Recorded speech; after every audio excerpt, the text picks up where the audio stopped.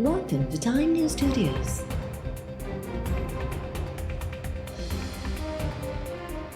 You are watching 3 p.m. Bulletin.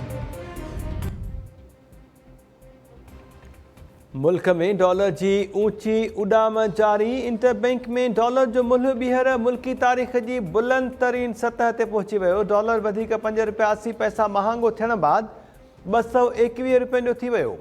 Open market में dollar जो मुल्ह 6 रुपया महांगो थियण बाद 222 रुपया थी वियो।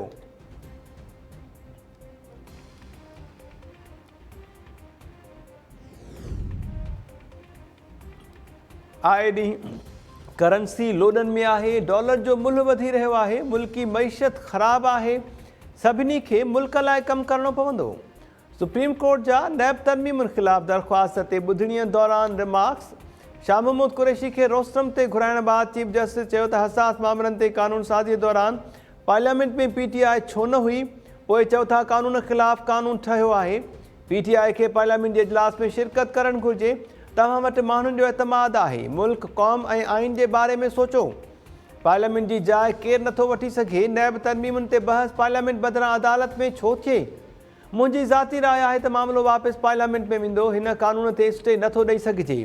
एहतिसाब अदालत में इल्तवा हेठि केसिस खे हिन केस ते फ़ैसिले सां मशरूत कयूं था।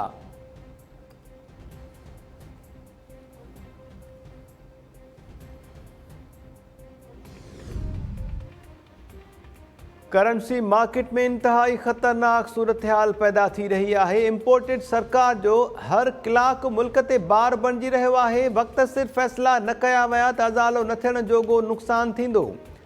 पीटीआई जे मरकज़ी अॻवान असद उमर चयो आहे त गैर फितरी ऐं परॾेही मुदाख़लत सां आयल निज़ाम तबाही आणे रहियो आहे। हिन निज़ाम खे ख़तमु न कयो वियो त मुल्क खे नुक़सानु थींदो। वक़्तु अची वियो आहे त बहितर फ़ैसिला करे मुल्क खे अॻिते वधायो वञे।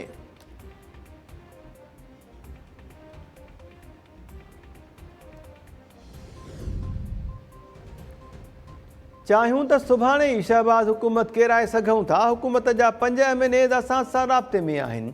शहबाज़ शरीफ़ खे ॻाल्हियुनि जो मौक़ो ॾियूं था। हाणे अॻिते वधण बाबति खेसि फ़ैसिलो करणो आहे।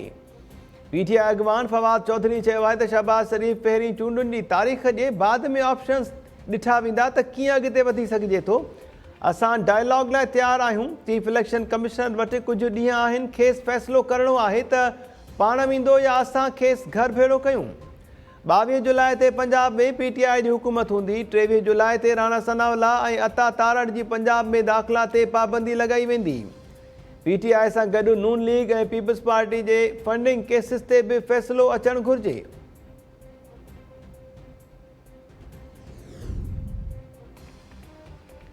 कन खोले ॿुधो। चूंडूं तॾहिं थींदियूं जॾहिं हुकूमत इलेक्शन कमीशन चाहींदी। चीफ इलेक्शन कमिश्नर इस्तीफ़ा छो ॾिए। सुध समाज जी वफ़ाक़ी वज़ीर मरियम औरंगज़ेब चयो आहे त सुप्रीम कोर्ट फ़ैसिलो ॾेई चुकी आहे त इमरान ख़ान आइन टोड़ियो। इमरान ख़ान खे जेतिरी छूट मिलंदी ओतिरो ॻिचीअ में पवंदो। इमरान ख़ान पाण खे आइन ऐं कानून खां मथे सम्झे थो। इदारनि खे घुरिजे त संदसि ख़िलाफ़ कार्रवाई कनि।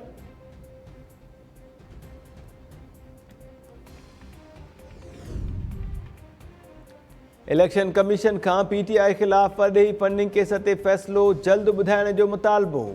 वज़ीर आज़म शहबाज़ शरीफ़ पंहिंजे ट्वीट बयान में कमीशन ते ज़ोर भरियो आहे त देर जो शिकार परॾेही फंडिंग केस ते जल्द फ़ैसिलो ॿुधायो वञे। रियासती इदारनि ते हर हमले बावजूदि इमरान ख़ान खे खुलियल छूट आहे। इन छूट मुल्क खे नुक़सानु पहुचायो आहे।